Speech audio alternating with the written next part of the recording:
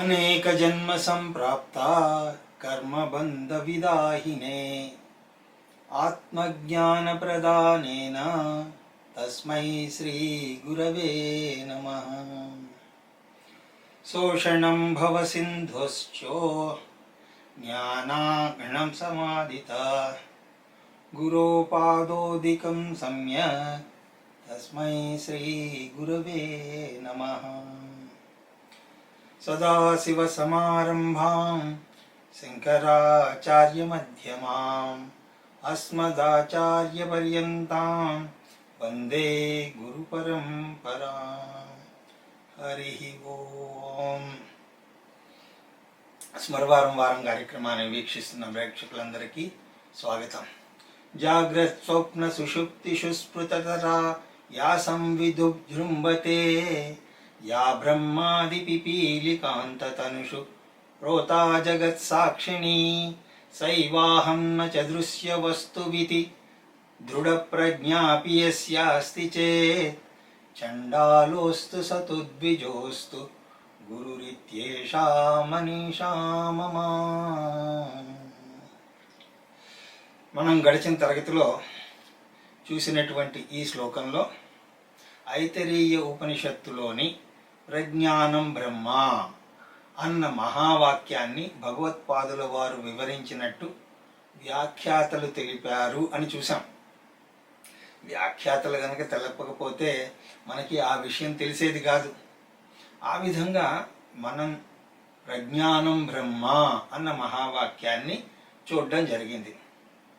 ఆ శ్లోకంలో ముఖ్యంగా గ్రహించింది ఏమిటి అంటే, ఈ ప్రజ్ఞానం అన్నది అన్ని జీవుల్లోనూ సమానంగా ఉంటుంది. ఏ చైతన్యమైతే నన్ను నిలబెడుతోందో, ప్రకాశింపజేస్తోందో అదే అన్ని జీవుల్లోనూ ప్రకాశిస్తోంది, ప్రకాశింపజేస్తుంది. ఇది కాలేజ్ లెవెల్ అని చెప్పుకున్నాం కదా. స్కూల్ లెవెల్ ఏంటండి? చైతన్యం అనేది నా దేహాన్ని నిలబెడుతూ ఉంది. ఆ చైతన్యం యొక్క స్వరూపాన్ని అధ్యయనం చేయడమే స్కూల్ లెవెల్లో చేసేటువంటి పని. రెండవది ఏదైతే ఉందో అది దేహాన్ని, మనోచిత్తహంకారాలని చైతన్యవంతంగా చేస్తూ ఉన్నదో, వాటిని ప్రకాశింపచేస్తోందో అదే సకల జీవులను ప్రకాశింపజేస్తుంది. దేహము అన్నప్పుడు ఏ దేహం అండి? కేవలం మానవ దేహాన్ని అని కాదు. బ్రహ్మాది పిపీలికాంత తనుషు, బ్రహ్మ మొదలు చీమ దాకా అన్ని దేహాలను అది ప్రకాశింపజేస్తోంది. చీమ అంటే చీమ దాకానే కాదు, దేహం ఉన్న ప్రతిదీ అని అర్థం చేసుకోవాలి. దాన్ని ప్రకాశింపజేస్తోంది. ఆ దేహముల యందు ఉపలబ్ధమవుతోంది. కాబట్టి దాన్ని ఏమనాలి? సర్వగతం అని అనాలి. ఆకాశం అంతటా ఉన్నది కాబట్టి దాన్ని ఏమంటారు? ఆకాశం సర్వవ్యాపి. ఆ విధంగా జాగ్రత్త స్వప్న సుషుప్తిసు స్ఫుటతరా యా సంవిత్ ఉజృంభతే. ఇది అంతటా వ్యాపించింది ఉన్నది, అన్ని దేహాల్లోనూ వ్యాపించి ఉన్నది, అన్ని అవస్థల్లోనూ ఉన్నది. కాబట్టి ఇది కూడా సర్వగతం. ఇక యూనివర్సిటీ లెవెల్లో ఏం తెలుసుకోవాలి అంటే, చైతన్యమే సత్యము, మిగతాదంతా కూడా మిథ్యా అని తెలుసుకోవాలి. దాన్ని తర్వాత శ్లోకంలో చూస్తాం. చైతన్యం అంటే దానికి 5 గుణాలు ఉన్నాయి. చైతన్యం యొక్క స్వరూపం ఏమిటి అన్నప్పుడు, చైతన్యము దేహం యొక్క భాగము కాదు, గుణము కాదు. అది దేహం అంతటా వ్యాపించి ఉంటుంది. దేహం యొక్క పరిమితులు చైతన్యానికి వర్తించవు. దేహ పతనానంతరం కూడా చైతన్యం ఉంటుంది. ఆ తర్వాత గుణం ఏమిటి అంటే, మాధ్యమం లేకపోతే అది వ్యక్తం అవ్వదు. అలాగని వ్యక్తం అవ్వలేదని చెప్పి అది లేదు అని అనడానికి కూడా లేదు. అప్పుడు అది అవ్యక్తంగా ఉంటుంది. మాధ్యమం లేనప్పుడు కూడా చైతన్యం అనేది అవ్యక్త స్థితిలో ఉంటుంది. ఇక్కడ దాకా చైతన్యం యొక్క స్వరూపం ఏదో భగవంతుడి దయ వల్ల మనకి అర్థమైంది అని నేను అనుకుంటున్నాను. ఒకవేళ అర్థం కాకపోతే మళ్ళీ మళ్ళీ మీరు వినాల్సిన అవసరం ఉన్నది. ముఖ్యంగా భగవద్గీతలో నేను చెప్పినటువంటి 2వ అధ్యాయం యొక్క వ్యాఖ్యానం మళ్ళీ ఒక్కసారి మీరు వింటే మీకు అదంతా కూడా స్పష్టం అవుతుంది. దానిని మళ్ళీ ఇంకోసారి వినండి. ఆ అధ్యాయంలో 12 నుంచి 25వ శ్లోకం దాకా చెప్పినటువంటి వ్యాఖ్యానాన్ని మళ్ళీ మళ్ళీ వింటూ ఉంటే అది మీకు అర్థమవుతుంది. అక్కడ చైతన్యాన్ని మనం ప్రకాశంతో పోల్చి చూసుకున్నాం, అలాగ అర్థం చేసుకునే ప్రయత్నం చేశాం. అయితే ఆ చైతన్యం అన్నది మీ అనుభవంలో అది నానాత్మకంగా కనిపిస్తుంది. అంటే వస్తువుల మాధ్యమంతో ప్రకాశం తెలియబడుతున్నట్టు. ఉదాహరణకి నాకు ప్రకాశం అంటే ఏమిటో తెలియదు, కానీ ఇక్కడ అనేక వస్తువులు ఉన్నాయి. అయితే ఇక్కడ ఉన్న వస్తువులన్నీ వాటంతట అవేమీ ప్రకాశింపజేయడం లేదు, కానీ అవి ప్రకాశించకపోతే అవి ఉన్నట్టు మనకు తెలియదు. వస్తువులన్నీ కూడా ప్రకాశిస్తున్నాయి కాబట్టి నా అనుభవం ఏమిటి అంటే ఇన్ని వస్తువులు ప్రకాశిస్తున్నాయి కాబట్టి ఇన్ని ప్రకాశాలు ఉన్నాయి అని అనిపిస్తూ ఉంటుంది. కానీ అలా అనడానికి లేదు. ఇప్పుడు 2 చేతుల్ని చూపించి ఒక పిల్లవాడిని అడిగాను అనుకోండి, నీకేం కనిపిస్తున్నాయిరా అని అన్నప్పుడు 2 చేతులు కనిపిస్తున్నాయి అని అంటాడు. కానీ ఆ 2 చేతుల మధ్యలో కూడా ప్రకాశం ఉన్నది. 2 చేతులు ప్రకాశిస్తున్నాయి అంటే చేతులు ప్రకాశించడం కాదు, ప్రకాశం ద్వారా ఆ 2 చేతులు కూడా ప్రకాశింపబడుతున్నాయి. ఆ రెండింటి మధ్యలో కూడా ప్రకాశం ఉన్నది.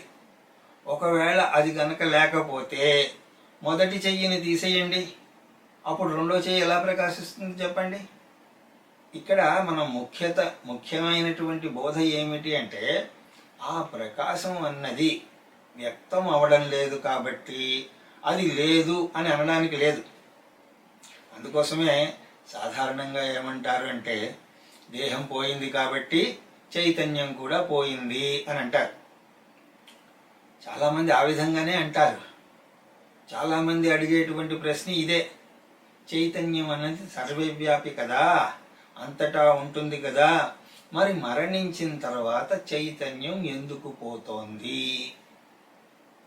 అప్పుడు చైతన్యం పోయింది అని అనడానికి లేదే. కానీ చేతన లేదు అన్నప్పుడు ఏమిటి పోయింది? పోయింది ప్రతిబింబ చైతన్యం. ఎందుకంటే దేహాదులలో కొంత పరిమితి ఉన్నది. ఆ పరిమితులు ఉండడం వల్ల అది పోతుంది. కానీ ఆత్మ అన్నది ఎక్కడికి పోదు. సూక్ష్మ ప్రయాణం సూక్ష్మ శరీరం చేస్తుంది తప్ప ఆత్మకి ప్రయాణించే శక్తి లేదు. ఎందుకు ప్రయాణించలేదు అంటే అది అంతటా ఉంటుంది కాబట్టి అది ప్రయాణించలేదు. ఒక రాజుగారికి ఒక డౌట్ వచ్చింది, నేను గొప్పవాడినా దేవుడు గొప్పవాడా అన్న సందేహం కలిగింది. అందరినీ పిలిచి అడుగుతున్నాడు, నేను గొప్ప దేవుడు గొప్ప అని. నేను గొప్ప అని ఇందులో ఎవరు గొప్ప అని ఎవరు మాత్రం చెప్తారు? అందరూ కూడా తర్జన భర్జన పడుతున్నారు. దేవుడు గొప్పవాడు కాదు అని అనడానికి లేదు. అలాగని చెప్పి రాజుగారు గొప్పవాడు అంటే కాదు అంటే అది మళ్ళీ ఇబ్బందే. సభలో ఒకడు వచ్చాడు, రాజుగారు మీరే గొప్పండి అంటూ అనేసరికి రాజుకు కూడా అనుమానం వేసింది. ఏ విధంగా చెప్తున్నావు, ఏ తర్కాన్ని ఉపయోగించి చెప్తున్నావు అంటే భగవంతుడు మీరు అన్ని విషయాల్లోనూ సమంగా ఉన్నా సరే మీరు ఒక విషయంలో ఆయన కంటే గొప్పవారు అని అన్నాడు. మీరు ఒక పని చేయగలరు, దేవుడు మాత్రం ఆ పని చెయ్యలేడు. ఎందుకంటే మీకు ఎప్పుడైనా సరే ఎవరి మీదైనా కోపం వచ్చినప్పుడు ఆ వ్యక్తిని దేశ బహిష్కరణ చేయగలరు, కానీ భగవంతుడు ఆ పని చేయలేడు. ఎందుకంటే ఆయన రాజ్యం కొంతవరకే లేదు, అంతటా వ్యాపించి ఉన్నది. కానీ మీ రాజ్యం కొంతవరకే ఉంది కాబట్టి మీరు ఆ వ్యక్తిని రాజ్యంలోంచి తరిమి వేయగలరు. అంటే ఇక్కడ అర్థం భగవంతుడు బహిష్కరించలేడు అంటే అర్థం ఆయనకి శక్తి లేదు అని కాదు, ఆయన గొప్పదనం. ఆ విధంగానే ఆత్మ ప్రయాణించలేదు అంటే దానికి ఏదో పెరాలిసిస్ వచ్చింది, ఎక్కడికి కదలలేదు అని అనుకోకండి. ఆత్మ ప్రయాణించలేదు అంటే అది ఆత్మ యొక్క గొప్పదనం. గడిచిన తరగతిలో శంకరుల వారు ఆ శ్లోకంలో ఇంకో విషయాన్ని కూడా తెలియజేశారు. ఈ చైతన్యమే శాశ్వతము, అది మీ యొక్క స్వరూపము అని కూడా తెలియజేశారు. కాబట్టి సాధకుడు అన్నవాడు ఏం చెయ్యాలి అంటే శ్రవణ మననాదుల చేత ఆ బ్రహ్మ సాధన ద్వారా అతను కేవలం చైతన్యం గురించి ఆలోచిస్తూ ఉండాలి. ఎప్పటిదాకా అయితే మీరు ఆ చైతన్యం నేనే అని దావా వెయ్యగలరో, క్లెయిమ్ చేయగలరో, క్షేత్రజ్ఞం చాపి మాం విద్ధి సర్వక్షేత్రేషు భారత, ఆ అంశాన్ని ఎప్పటిదాకా నిజం అని అనుకోరో అప్పటిదాకా ఈ ఏడుపులు పెడబొప్పులు తగ్గవు. ఈ కష్టాలన్నింటికీ చరమగీతం పాడేద్దాం అంటే అది నీ వల్ల కాదు. ఎప్పటిదాకా అయితే నువ్వు మూలభూతమైనటువంటి సమస్య ఆత్మను నేను, దుఃఖస్వరూపిని నేను, అజ్ఞానిని నేను అంటూ ఉన్నారో, ప్రపంచంలో ఎక్కడైనా ఉందా చెప్పండి ఈ మూడింటిని పోగొట్టేది? చాలామంది అభద్రత కోసం డబ్బులు సంపాదించి ఈ బాండ్స్ ఆ బాండ్స్ కొంటూ ఉంటారు. ఎందుకంటే ఆ విధంగానైనా సరే నేను అశాశ్వతుడను కాను, శాశ్వతుడను అని అనిపించుకోవడం కోసం. కానీ వాడు ఎన్ని ఇన్సూరెన్సులు చేసినా సరే ఇన్షూరుగా ఉండలేకపోతాడు. ఎక్కడో ఒక అశాశ్వతత్వం అన్నది ఉంటూనే ఉంటుంది. అలాగే నేను అజ్ఞానిని అన్నది కూడా పోదు. మీరు ఎన్ని విద్యలైనా చదవండి, ఎక్కడైనా సరే నేను సంపూర్ణుణ్ణి అన్న జ్ఞానం వస్తుందేమో చూడండి. అంటే జ్ఞాన పిపాసకు ఆ దాహం తీరాలి అంటే దానికి వనరులు ఎక్కడా కూడా బయట లేవు. అలాగే నేను దుఃఖస్వరూపిని, ఏడ్చేవాణ్ణి అన్నప్పుడు దానికి విరుగుడు ఎక్కడైనా ఉన్నదా చెప్పండి? ఏదో తాత్కాలికంగా ఒక ఉపాయం ఉన్నా సరే శాశ్వత పరిష్కారం మాత్రం ఈ మూడింటికి కూడా మనిషి యొక్క బేసిక్ ప్రాబ్లమ్స్ అంటారు. ఏమిటవి? నేను అజ్ఞానిని, నేను అశాశ్వతుడను, నేను దుఃఖస్వరూపిని. ఈ మూడు కూడా మనిషి యొక్క మౌలిక సమస్యలు. ఇంకా దురదృష్టకరమైన విషయం ఏమిటో చెప్పమంటారా? ఈ సమస్య ఉన్నట్టు చాలామందికి తెలియదు. తెలియని వాడు నాకు ఫలానా సమస్య ఉన్నది అని తెలియడానికి కూడా ఎంతో పరిణతి కావాలి. నేను ఫలానా సమస్యతో బాధపడుతున్నాను అని తెలియాలన్నా కూడా అది చాలా కష్టమైనటువంటి పని. పోనీ ఎవరైనా గురువు చెప్తున్నారు విను, వాళ్ళ దగ్గరికి వెళ్ళు విను అంటే వాళ్ళకేం పోయిందండి? సంసారమా పాడా? వైరాగ్యంతోనే ఉంటారు. వాళ్ళకేం తెలుసు మన బాధలు అని అంటూ ఉంటాం. ఏదో దక్షిణ ఇచ్చి వెళ్ళిపోదాం అనే ఉంటుంది. వాడిని చూసి మనం జాలి పడుతూ ఉంటాం. ఏదో ఆయనకి ఏదో లేదు కాబట్టి అలా అంటున్నాడు అని అనుకుంటూ ఉంటాం. కానీ పరిణతి పెరుగుతున్న కొద్దీ విషయం అర్థం అవుతూ ఉంటుంది. కొన్ని జబ్బులు కూడా అలాగే ఉంటాయి. అది జబ్బు అని తెలియడానికి కూడా కొంత పరిణతి కావాలి, వివేకం అన్నది ఉండాలి. ఇప్పుడు ఒక వివేకహీనుడికి నీకు ఫలానా జబ్బు ఉన్నాదిరా అంటే వాడు నమ్ముతాడా? నాకే జబ్బులు లేవండి అంటాడు. ఎందుకంటే నేను పచ్చి కూరగాయలు తింటున్నాను, కొబ్బరి నూనె తాగుతున్నాను, రోజుకి 10 కిలోమీటర్లు నడుస్తున్నాను, అలాంటిది జబ్బులు నా దగ్గరికి వచ్చే అవకాశమే లేదు అని అంటూ ఉంటాడు. అవతల వాడి దగ్గర వీడి జబ్బుకు సంబంధించిన ప్రూఫ్ ఉన్నది, అయినా కూడా వీడు నమ్మడు. ఏదైనా నీలో లోపాన్ని ఒప్పుకోవాలన్నా కూడా తగిన పరిణతి రావాలి. ఆ మెచ్యూరిటీ అక్కడ లేదు. శంకర్ల వారే చాలా చోట్ల అంటూ ఉంటారు, బాలాహ అంటారు. వీళ్ళందరూ కూడా ఇంకా పసిపిల్లల్లాగానే ఉన్నారు. వీళ్ళకి నిత్యానిత్య వస్తు వివేకం అస్సలు లేదు అని అంటారు. మీరు బయటకు వెళ్ళి చుట్టూ ఉన్నటువంటి సమాజాన్ని చూసినప్పుడు మీకు కూడా అదే అనిపిస్తుంది. వేదాంతం అన్నది వంట పట్టకపోవడానికి ఇదే కారణం. అందుకోసమే నేను చెప్పిన దానికి వ్యూస్ తక్కువగా ఉంటాయి. అదే నేను అరుణాచలంలో నిజానికి ఒక పిచ్చిది, దాన్ని అవధూత అని వర్ణించి ఆవిడ దర్శనమే మహాభాగ్యం అంటూ వర్ణించాను అనుకోండి, ఆ అరుణాచల శివుణ్ణి మానేసైనా సరే ఆవిడ్ని చూడ్డానికి సిద్ధపడతారు. అలాంటి వీడియోలు తెగ చూస్తారు. అలాగే ఏదో వస్తుంది అంటేనే ఎంతోమంది లైన్ కడతారు. కాదురా ఆ సమస్య అంతా నీలోనే ఉంది అంటే మాత్రం వాడిని ఎవ్వరూ ఒప్పుకోరు. ఇలాంటి వేదాంత విషయాలు చెప్తే ఓ 10 మంది వింటారు. ఆ 10 మందిలో కూడా ఒక 5గురు నిద్రపోతూ వింటారు. మిగతా వాళ్ళు నిద్రపోవడానికి కోసం వింటూ ఉంటారు, అలా ప్రయత్నిస్తూ ఉంటారు. అలా చెప్తున్నాను అంటే ఇక్కడ ఒకడే మేల్కొని చెప్తున్నాడు. అంటే ఇన్ని వీడియోలు చూస్తున్నారు. ఇలా ఎందుకు చెప్తున్నానంటే ఇన్ని వీడియోలు చేస్తున్నారు, ఒకళ్ళిద్దరు కామెంట్స్ తప్పితే మిగతా వాళ్ళందరూ కూడా ఇందులో ఫలానా విషయం అర్థమైందండి, ఫలానా విషయాన్ని బాగా చెప్పారు అని 1-2 లైన్లైనా కామెంట్ కూడా రాయడం లేదు. అంటే ఏమనుకోవాలి? కాబట్టి కనీసం మొత్తం విన్న తర్వాత 1-2 పాయింట్లైనా సరే అర్థమైనవి రాయండి. అలా రాయడానికి ప్రయత్నం చేయండి.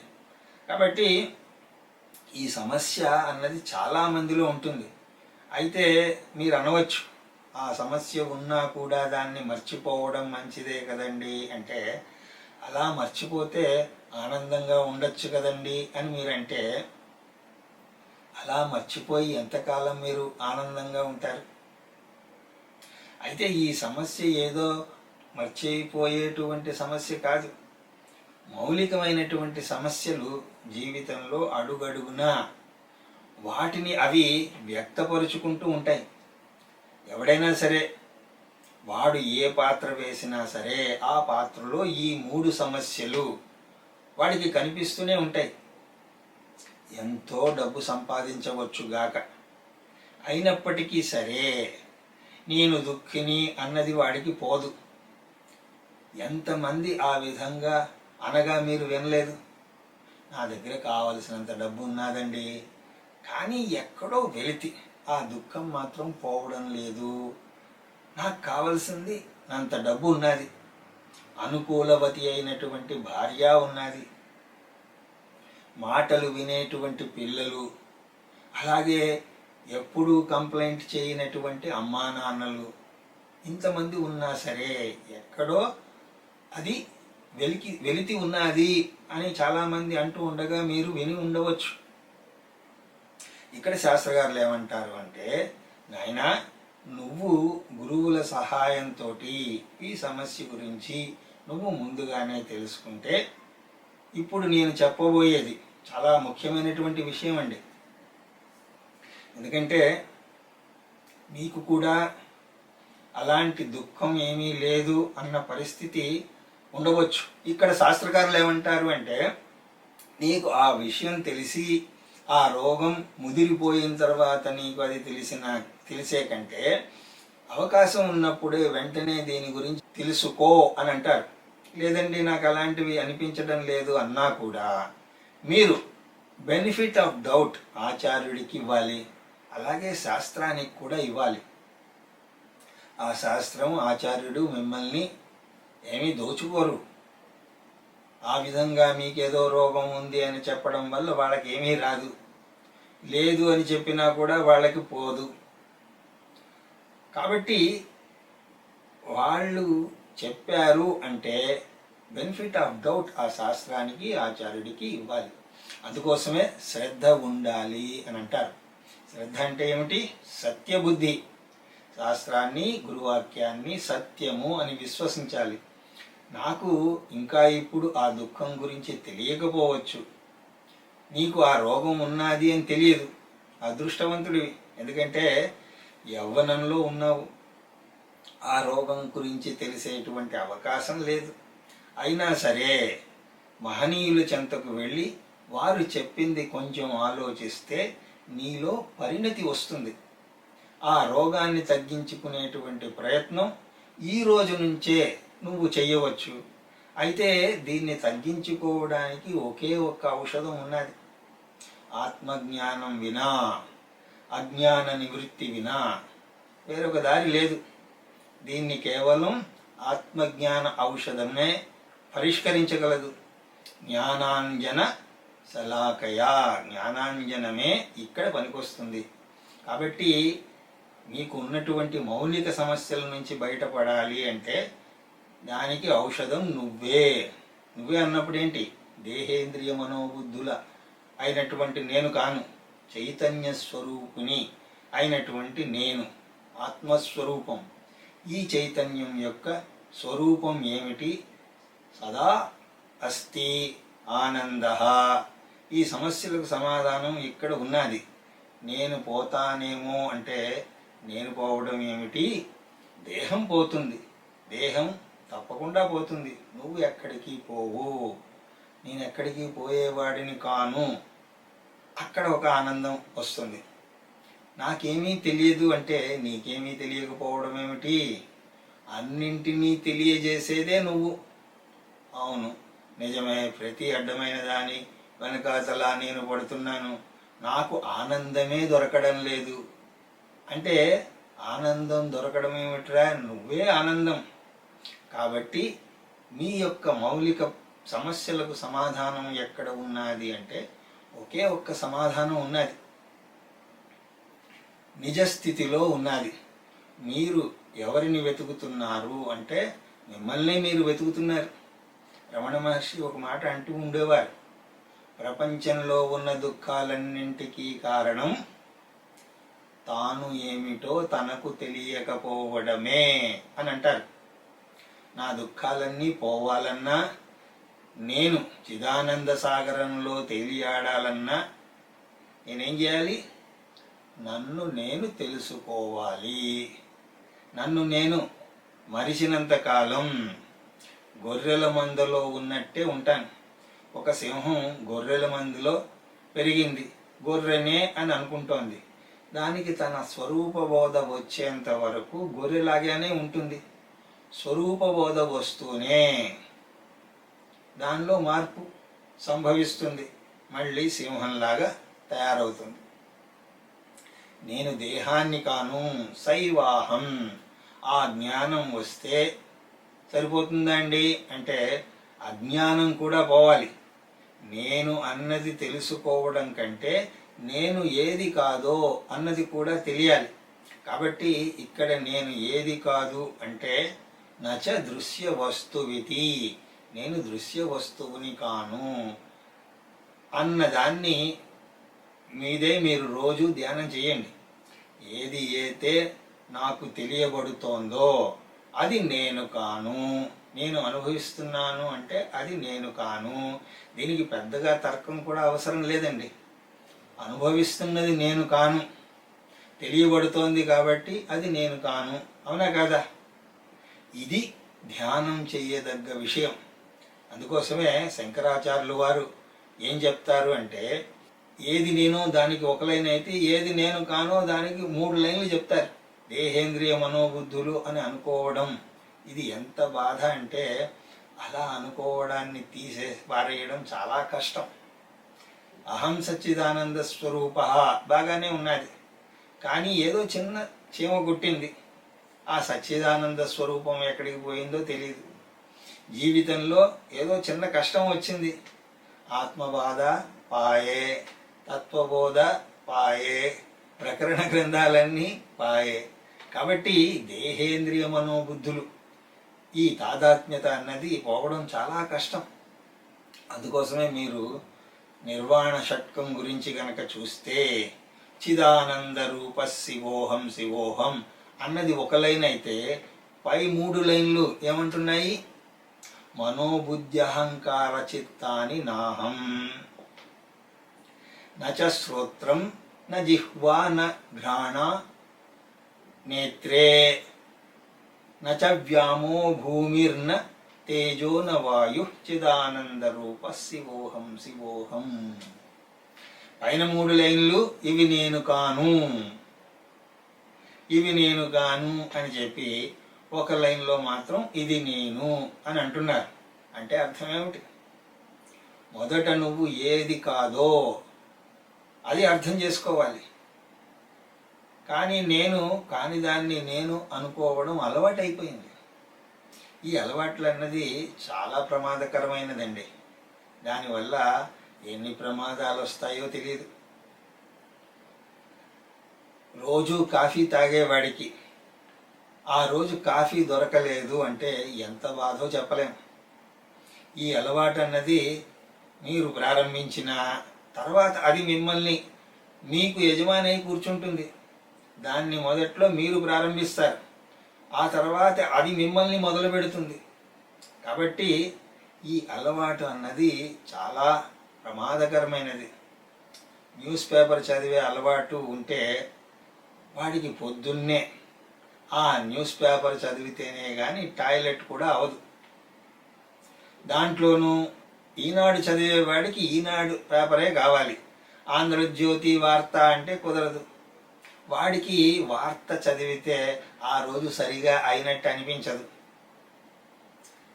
ఈనాడు చదివితేనే అది వస్తుందిట. ఈ అలవాటు అలా ఉంటే నేను దేహాన్ని అన్న అలవాటు ఎప్పటి నుంచి ఉన్నదండి? దానికంటే గట్టి అలవాటు ఇంకోటి ఏమీ లేదు. ఇదేదో ఈ జన్మలో వచ్చింది అని అనుకునేరు. ఎన్ని కోట్ల జన్మల నుంచో ఇలా వస్తోందో తెలియదు.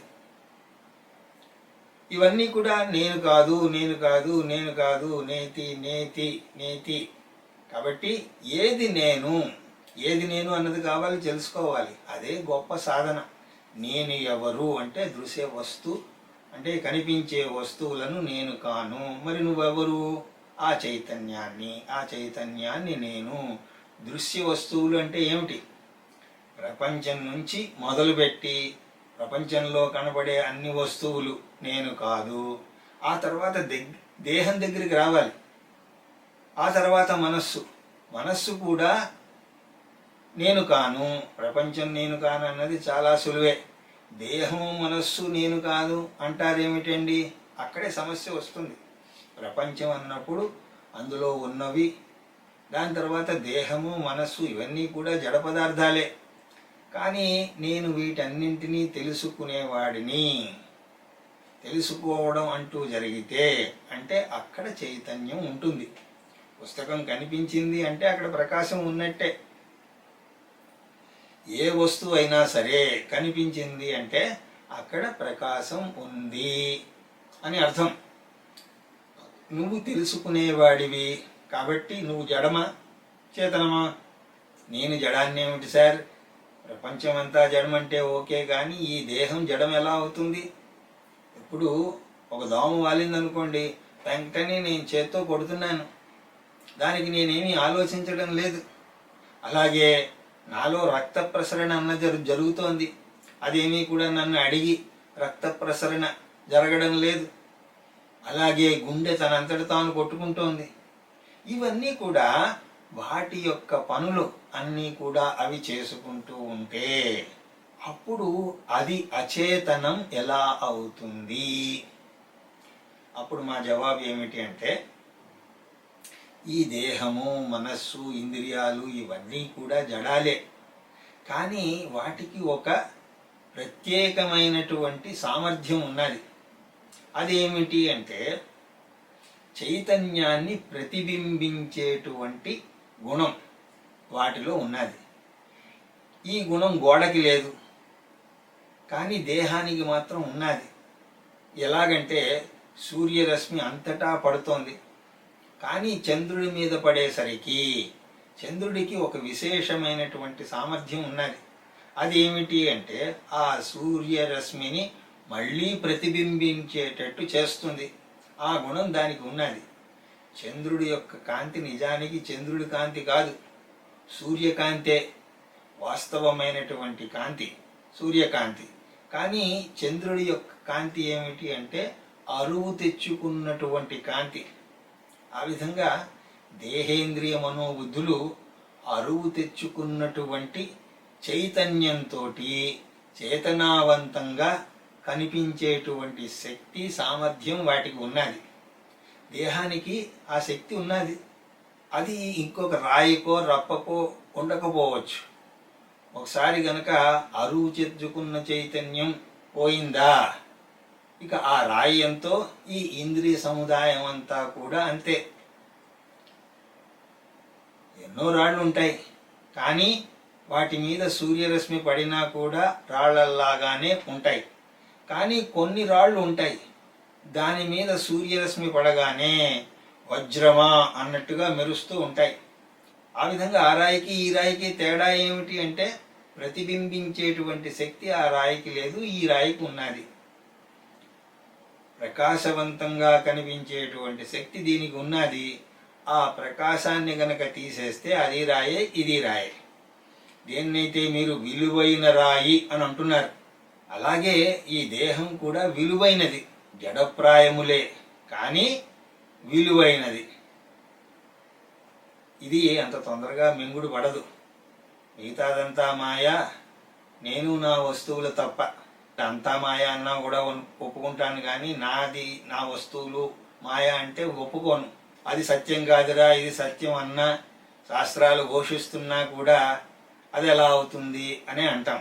కాబట్టి దీని మీద ప్రత్యేకమైనటువంటి దృష్టి పెట్టండి, శ్రద్ధ పెట్టండి. చైతన్యం అంతటా ఉంది, కానీ దేహంలో ఉన్నది. అది నీవు జడ వస్తువులు, ఏవి నువ్వు కావు. ఇదే ప్రధానమైనటువంటి బోధ. దానికి ఐతరేయ ఉపనిషత్తు ప్రజ్ఞానం బ్రహ్మ అని పేరు పెట్టింది. ప్రజ్ఞానమే బ్రహ్మ అంటే ఏది సత్యమో, ఏది జ్ఞానమో, ఏది అనంతమో అదే బ్రహ్మ, అదే ప్రజ్ఞానము. అయితే ప్రజ్ఞానం బ్రహ్మ అని అనకండి, నేనే ప్రజ్ఞానము, నేనే బ్రహ్మ అని అనాలి. సరే, బాగుందండి. ఇక్కడ దాకా వచ్చిన తర్వాత మనం యూనివర్సిటీ అంటే 3వ స్థాయిలోకి ప్రవేశించాలి. సార్, స్కూల్ లెవెల్, కాలేజ్ లెవెల్లోనే బుర్ర పగిలిపోతోంది, ఇంకా యూనివర్సిటీ కూడా కావాలా అంటే తప్పకుండా కావాలి. స్కూల్ కాలేజీల్లో చైతన్యం వేరు, జడ పదార్థాలు వేరు అని తెలుసుకున్నా సరే, ఇంకా అక్కడ ద్వైతం ఉన్నది, ద్వైతం పోలేదు. ఇప్పుడు మీరు సాంఖ్యం దగ్గరికి వచ్చారంతే, ఇంకా మీరు వేదాంతం దగ్గరికి రాలేదు. పురుషుడు వేరు, ప్రకృతి వేరు అంటుంది సాంఖ్యం. అది సాంఖ్యం, అది అద్వైతం కాదు. ఎందుకంటే అద్వైతం అంటే రెండు కానిది, అది ఇక్కడ లేదు. ఇంకా ద్వైతం ఉన్నది. కాబట్టి ఇక్కడ చివరి దాకా వెళ్ళాలి. అద్వైతం అన్నప్పుడు ఒకటే ఉంటుంది. అలాంటప్పుడు ఈ రెండింటిలో ఏదో ఒకటి తీసేయాలి. చైతన్యాన్ని అయినా తీసేయాలి, జడాన్నైనా తీసేయాలి. మీ ఇష్టం దేన్ని తీస్తారో. ఏమీ లేదు, జగమే చైతన్యము అయిపోవాలి, కలిసిపోవాలి. జడమపి చైతన్యమేవా అన్నది స్థాపించాలి. అంటే మీ యొక్క బుద్ధికి చాలా పరాకాష్ట, అత్యుత్తమమైనటువంటి దాన్ని స్థాపించాలి. ఈ యూనివర్సిటీ స్థాయిలో చైతన్యం ఒక్కటే సత్యం, మిగతాదంతా కూడా మిథ్యా అని చెప్పాలి. దానికోసమే ఈ 2వ శ్లోకం. దాన్ని చదివి ఈనాటి ప్రసంగాన్ని ముగిద్దాం. దాని యొక్క అర్థాన్ని తర్వాత తరగతుల్లో దర్శించే ప్రయత్నం చేద్దాం. బ్రహ్మైవాహమిదం జగచ్చ సకలం చిన్మాత్ర విస్తారితం సర్వం చైదద విద్యయా త్రిగుణయా శేషామయా కల్పితం ఇత్థం యస్య దృఢామతి సుఖతరే నిత్యే పరే నిర్మలే చాండాలోస్తు సతుద్విజోస్తు గురురిత్యేషా మనీషా మమ. దీని యొక్క వ్యాఖ్యానాన్ని తర్వాత తరగతిలో దర్శించే ప్రయత్నం చేద్దాం అని తెలియజేసుకుంటూ, నా మాటలను ఎంతో శ్రద్ధగా వింటున్న మీ అందరికీ శిరస్సు వంచి నమస్కరిస్తూ, హరి ఓం తత్సత్.